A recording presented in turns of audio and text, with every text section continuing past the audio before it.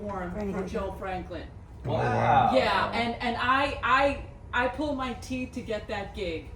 Wow. And I remember exactly the restaurant, and he was the nicest, Yes. humble man that I've ever met in my life, and he made sure that I was fed. That is You know, fantastic. I mean, like, I was just so amazed, and I can't remember the comics that I performed with, but they were very renowned comics, and I grew as a comedian, and I still have a picture that I would like to show you. Oh, and wow. I was just, it was an iconic moment for me, so I'm blessed that I got a chance to meet him and talk to him, and I remember that office, so thank you very much. That You is can a go great- up there, Yeah, Fran, Frank. please come We up. got 3 minutes. Let's go. You know, this is just an amazing film, and Thank you all for coming. yeah, I And just thank I you want for to hug that- you for that doing. I story. mean, this is I To was be in hoping. his company Yeah. is really You amazing. stand here, so Yes. yeah. I want to know what in your personal life shaped this movie. Why Joe Franklin? You know. Tom, who you saw in that film, and Steve occasionally, the three of us did a radio show. And years later, Kelly was a co-host with us on a radio show. And we did, for 30 years, I did a radio show at this place in Westchester County.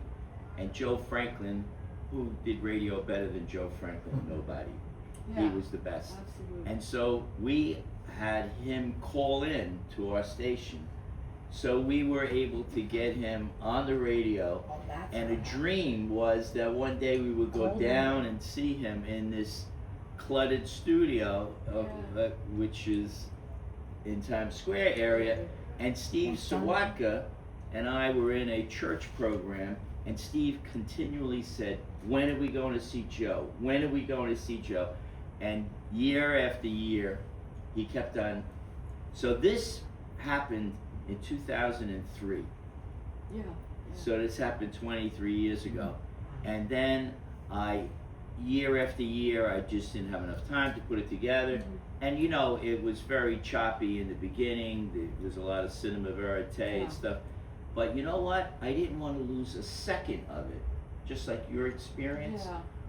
I wanted everything. I didn't want to take anything out. So I apologize for it jumping around a lot. But I may make it another film just of him close up and talking with him and titling it for whenever he was a little low. And don't apologize, because I'm sure the audience agrees that you captured the realism and you know the specific nuance Yeah. of what the city was like during that time. Yes. The style that you chose And was very realistic. He had such a love for people, Yeah.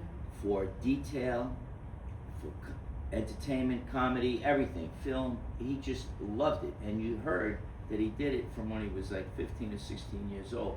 So I think of 500,000 people he interviewed. It's unbelievable. He may have interviewed more than anyone alive or met and was in the company. And when you think of when he passed, so hopefully many of those memories like yours kept on and like mine. But a lot of those relationships ended when Joe ended, you know? And thank God that they had him and he had them when he was alive. And that makes me think of us as filmmakers. It's so important to document, to have it, to share it. And I'm so thankful that you're here and I got to share it with you. Well, I have another question. Gotta be All briefly. all those Brief. books. Okay, brief because we. All those books. What happened to them? That's my last We question. don't know. I have to follow that up. Yeah, and I mean, all it's those books and all the very- yeah. memorabilia is like Yeah. unbelievable. Yeah. Thank you so much. Thank you, Fran, My pleasure. for All right, thank doing you such a again. great documentary. Very good. Appreciate Thank it. you. Thank you so much. Thank you. All right.